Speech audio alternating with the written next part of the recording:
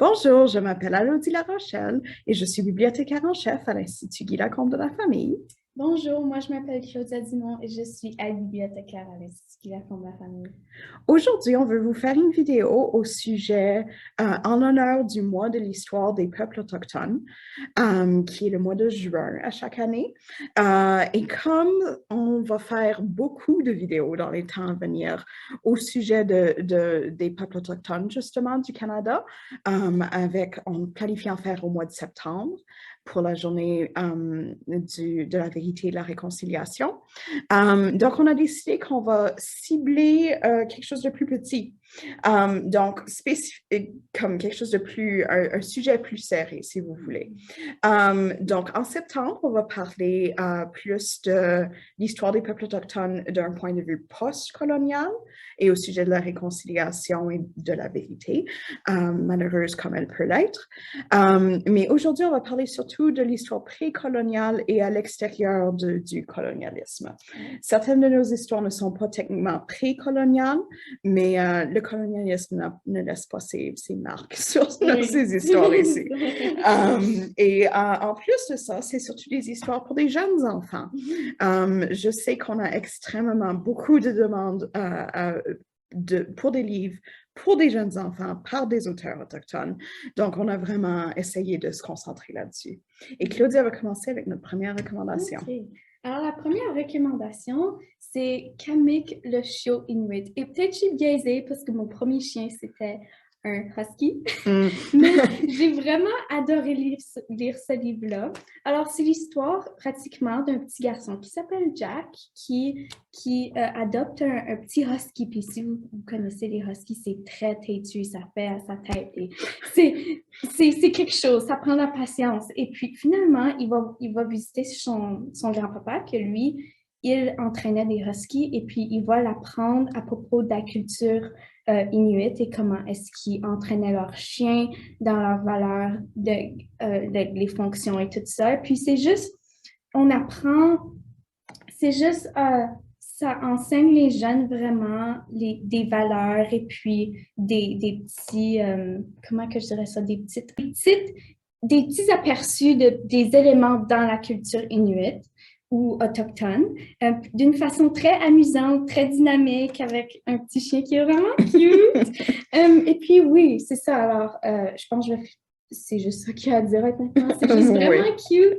Et puis, oui, c'est ça. Puis, on apprend. Oui, c'est aussi à la base, c'est une histoire d'un jeune enfant et son animal de compagnie. Oui.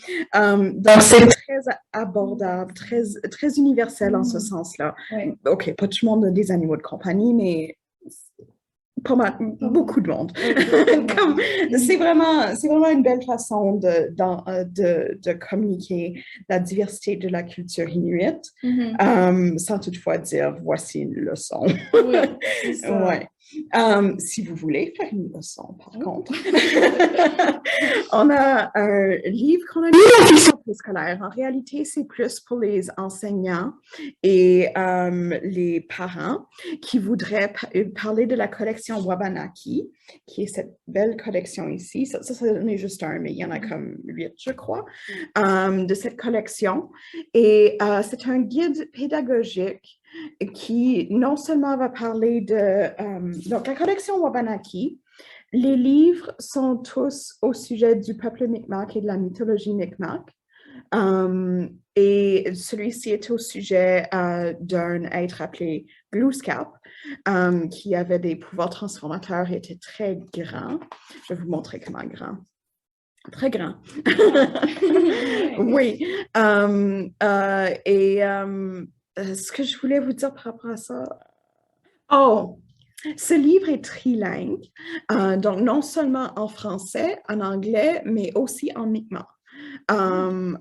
Ou Haudenosaunee, je crois, dans leur propre langue. Oui. Peut-être que je me trompe avec ça. J'espère que je ne me trompe pas avec ça. Corrigez-moi si je me trompe.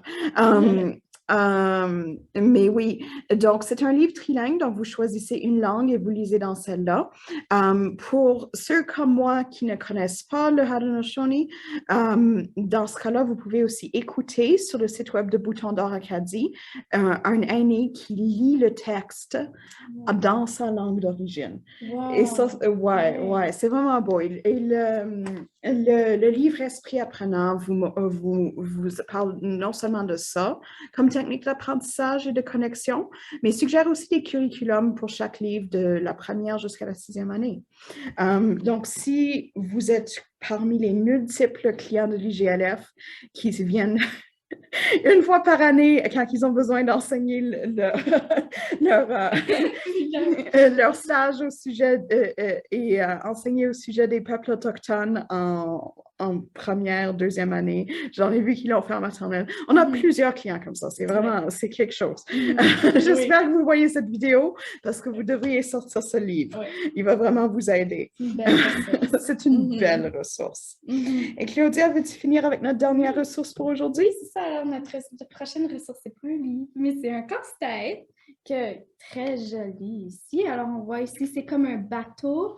Et puis, wow! Puis c'est des formes, des 4 différentes formes. C'est des totems autochtones. Et puis ici, wow, ils sont tellement beaux. Anyways, et puis c'est conçu ou designé. Conçu. Par un artiste qui s'appelle Ben Austy, je ne sais pas.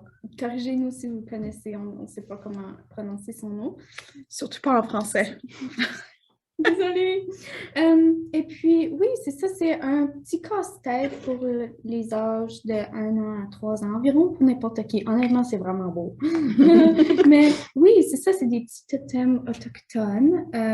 Et puis, je pense que c'est surtout typique chez un art typique chez les peuples autochtones de la côte ouest du Canada, surtout à Vancouver et tout ça. Et puis, oui. C'est ça, c'est juste un beau petit casse-tête. Oui, évidemment, vous avez déjà vu dans certaines vidéos précédentes nos marionnettes par des concepteurs, des concepteurs de nations de la côte ouest, justement. C'est la même compagnie qui fait ceci. Donc, vraiment, des belles marionnettes et un vraiment beau casse-tête. Et on voulait vous les montrer parce que ça montre vraiment l'art qui a survécu au colonialisme malgré tout et une forme d'art vraiment résiliente qui a juste vraiment continué. Exactement. Donc on aime beaucoup. Donc ça, c'est nos suggestions pour parler de l'histoire des peuples autochtones d'un point de vue pré-colonial ou à l'extérieur du colonialisme. N'oubliez pas de vous connecter en septembre et on va parler de comment aborder les sujets difficiles du colonialisme et qu'est-ce qui vient après. Mais on va en parler et on commence déjà à préparer ça. On est en mai tout de suite au temps de filmer cette vidéo. Ça nous donne du temps. On va lire juste pour ceci, essentiellement. Donc, connectez-vous à ce temps-là. Merci beaucoup.